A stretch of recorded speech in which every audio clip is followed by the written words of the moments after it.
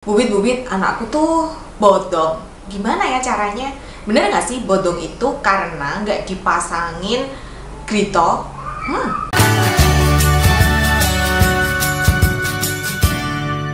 Halo, selamat datang di Kriwil Life. Ngobrolin kesehatan bareng aku, Bidan Kriwil. Hari ini kita akan ngobrolin soal utel bodong. Oh my god, utel bodong ya. Atau biasa dikenal sebagai hernia umbilikalis kalau bahasa medisnya. Nah, hernia umbilikalis ini memang cukup sering terjadi ya, terutama di bayi di bawah usia 6 bulan gitu. Dan biasanya resikonya akan meningkat pada bayi-bayi yang lahirnya prematur dengan berat badan lahir rendah. Nah, sebenarnya hernia umbilikalis ini pada bayi itu biasanya tidak menimbulkan keluhan. Jadi si bayi itu tidak merasa kesakitan. Dan sebenarnya hernia umbilikalis ini akan hilang sendirinya nanti ketika bayinya berusia 1-2 tahun. Nah, sebenarnya apa sih penyebab kok bisa nih terjadi si pusar bodong atau hernia umbilikalis ini? Jadi hernia umbilikalis ini terjadi karena otot pada perut atau dinding perut itu tidak menutup dengan sempurna, sehingga akhirnya ususnya itu menonjol atau keluar dari bekas tempat si tali pusat gitu. Nah, makanya biasanya ketika bayinya menangis, batuk, tertawa itu atau ngejen-ngejen gitu ya, itu biasanya perutnya itu akan tampak menonjol, ada tonjolannya. Tapi ketika dia dalam posisi yang tenang, diem aja, tidur, itu pada sebagian bayi memang tonjolannya itu nggak ada gitu. Nah, sebenarnya si hernia umbilikalis ini tidak cuma terjadi pada bayi, tetapi bisa juga terjadi pada orang dewasa, walaupun jarang ya, tidak sesering kalau terjadi pada bayi.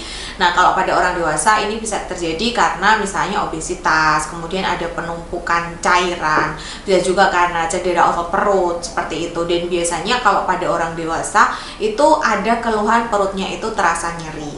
Nah, untuk hernia umbilikalis pada dewasa aku nggak akan bahas lebih lanjut ya, tapi kalau untuk pada anak-anak biasanya kapan sih kita harus panik gitu ya?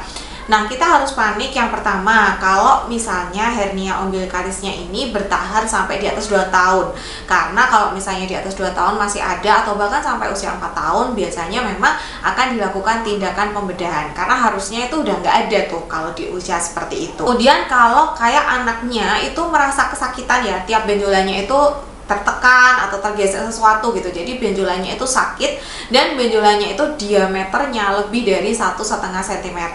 Nah, kemudian kalau misalnya hernianya tuh kejepit, biasanya kalau hernianya kejepit itu anaknya akan merasa kesakitan, muntah, tidak nafsu makan, pencernaannya terganggu lah, dia tidak bisa buang air besar dengan lancar, susah sekali untuk kentut. Nah, itu perlu juga diperiksakan ya kalau kondisinya seperti itu.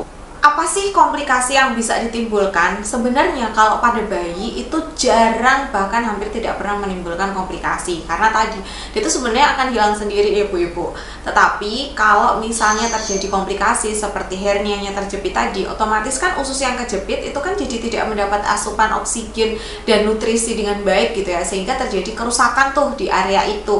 Nah, sehingga menyebabkan masalah pencernaan kayak tadi, perutnya jadi nyeri, dia mual, muntah, tidak nafsu makan, kesulitan mungkin buang air besar atau kentut gitu. Nah, itu bisa menjadi komplikasi dari hernia umbilikalis. Kemudian bagaimana cara mencegahnya? Kalau pada bayi, karena sebagian besar hernia umbilikalis pada bayi itu bersifat kongenital, jadi sampai sekarang belum diketahui pasti sih bagaimana cara mencegahnya.